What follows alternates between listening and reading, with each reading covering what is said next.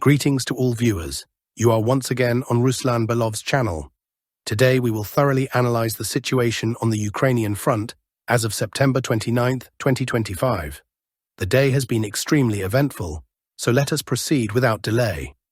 First of all, let us turn our attention to the line of contact and begin with the Zaporizhzhia direction. It is here that Russian forces continue to develop their key offensive within the autumn-winter campaign of 2025. As can be seen, the map has once again undergone certain changes.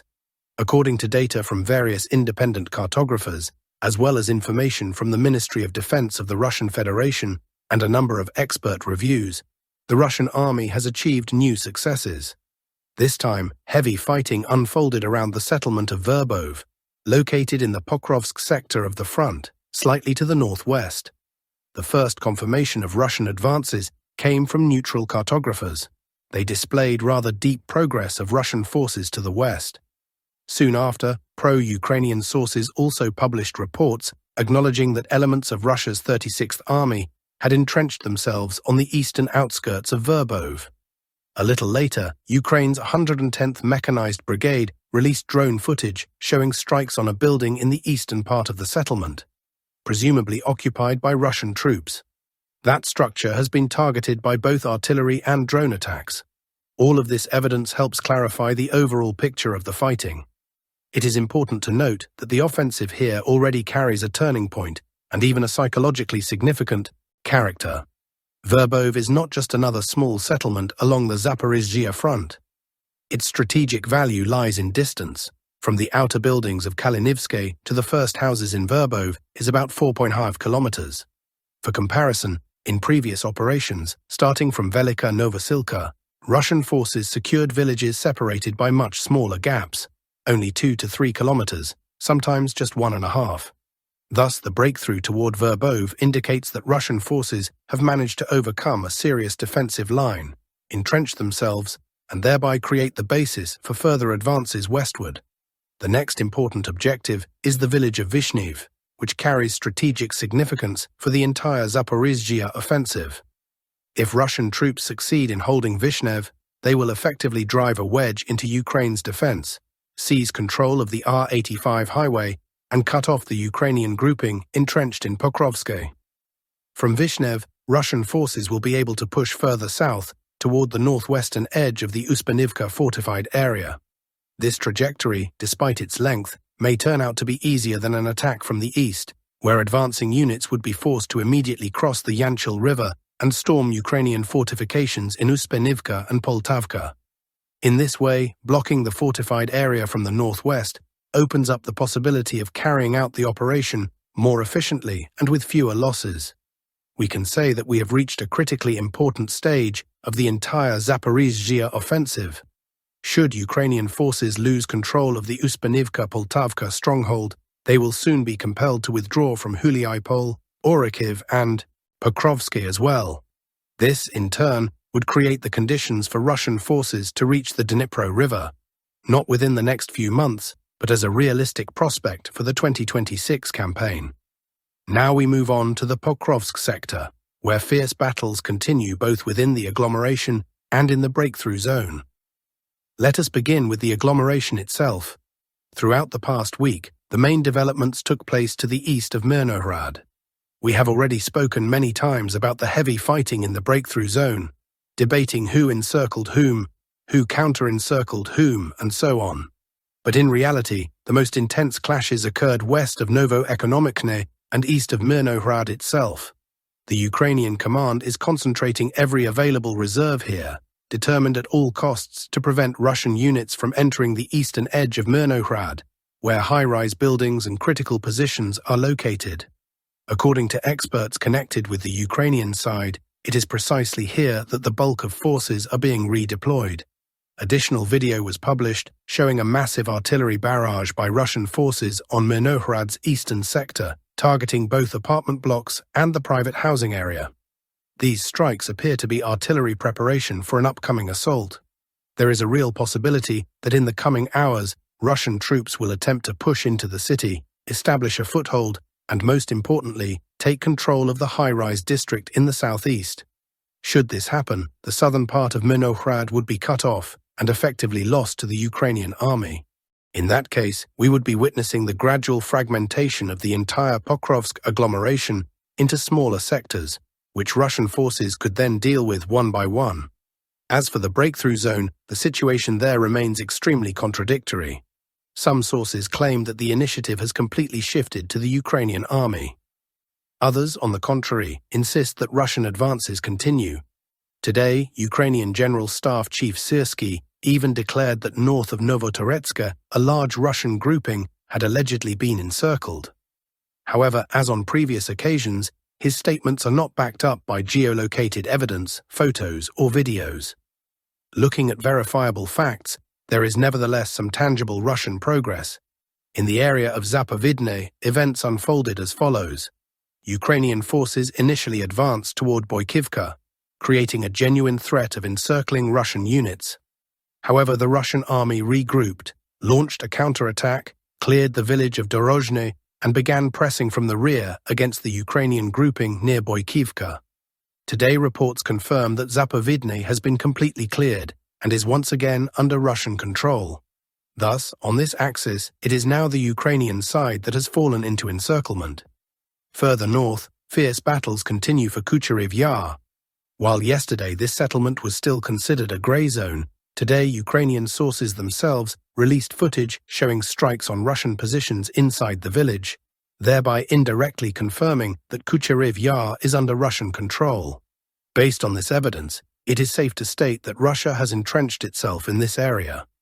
At the same time, the Russian army continues its methodical and persistent pressure on the Kharkov salient, which has recently become one of the most critical hotspots along the front.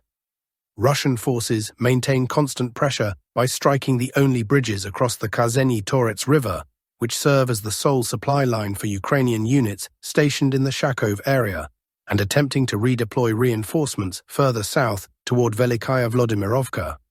These crossings are vital for the Ukrainian army, and thus Russian strikes concentrate on them with particular intensity.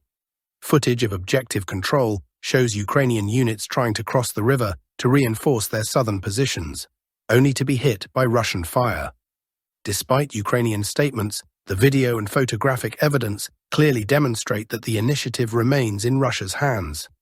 One could say the turning point has either already taken place or is now visibly unfolding before our eyes.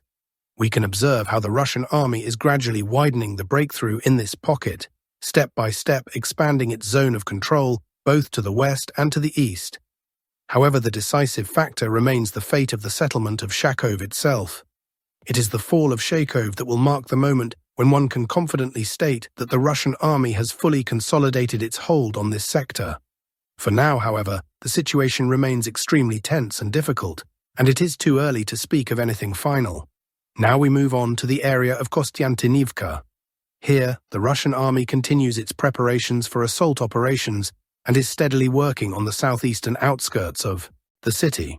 Recent footage shows the activity of Rubicon systems as well as FPV drone operators, who are deliberately targeting Ukrainian equipment, manpower and logistics being pulled into the southeastern part of the city.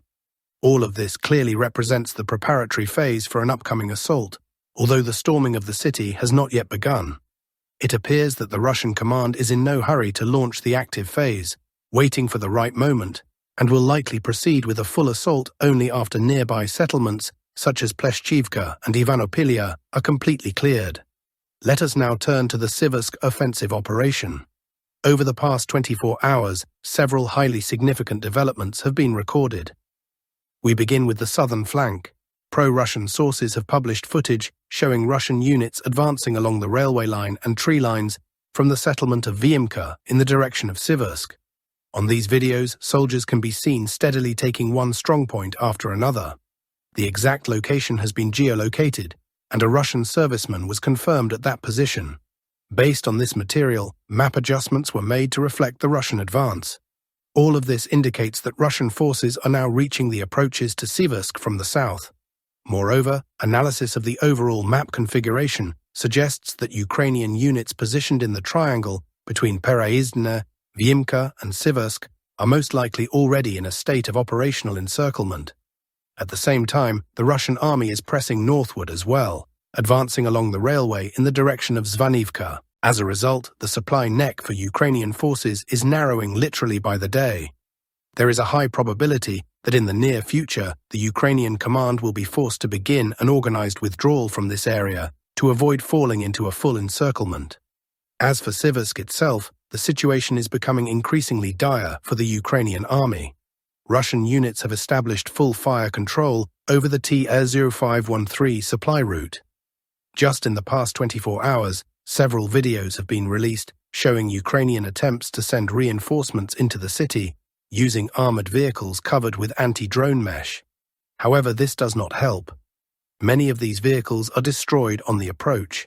At the same time, attempts to withdraw units from the city are also being recorded. But Russian drone operators are monitoring the exits, and any Ukrainian movement is immediately targeted. Thus, the situation in Siversk has become critical. Entering or exiting the city has become extremely difficult. Meanwhile, the Russian army is intensifying its pressure from both the north and the northwest. Heavy fighting is underway for the settlement of Yampil. The map has changed within a single day. While on September 28th, the settlement was still considered contested. By September 29th, according to both pro-Russian and neutral sources, roughly a quarter of Yampil is under Russian control. The most important development is that Russian forces are steadily reducing the distance to the T-0513 highway from the northern side as well. From positions along the Siversky Donets River and the village of Zakitne, fire control has already been established all the way to Siversk. Additionally, operations are underway from Zakitne in the direction of Lyman. Slightly further northwest, important news has arrived from Chandriholov. The Russian Ministry of Defense confirmed that this settlement has definitively come under the control of Russian forces. A video was also released showing exactly how the fighting unfolded for this small village. It is worth recalling that this is already the third battle for Chandriholov. The first two took place back in 2022, one in the spring and another in October-November, when the Ukrainian side attempted a counter-offensive. And now, in 2025, this third battle has ended with a decisive Russian victory, further shortening the distance to Lyman. As for the Kupiansk direction, there have been no major changes. Russian aviation continues to operate actively against the western districts. The main battles are taking place in the Yuveleny neighborhood. The Ukrainian side is throwing in all available reserves, as control of this neighborhood will essentially determine control of the entire city of Kupiansk. The fighting for this area is exceptionally fierce, and it is here that the battle for the city's fate is being decided. That concludes today's overview. Thank you all for watching, subscribing, and supporting the channel. Until next time, wish you all the best.